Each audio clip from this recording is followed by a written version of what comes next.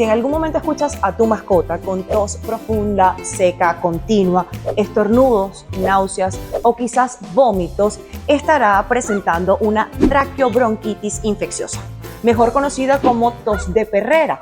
En estos casos puede generarse por agentes externos o por virus caninos.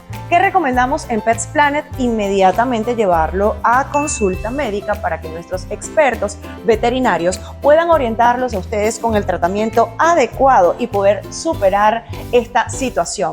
Recuerda, nosotros siempre nos preocupamos por cada uno de ellos para regalarles mucho amor infinito.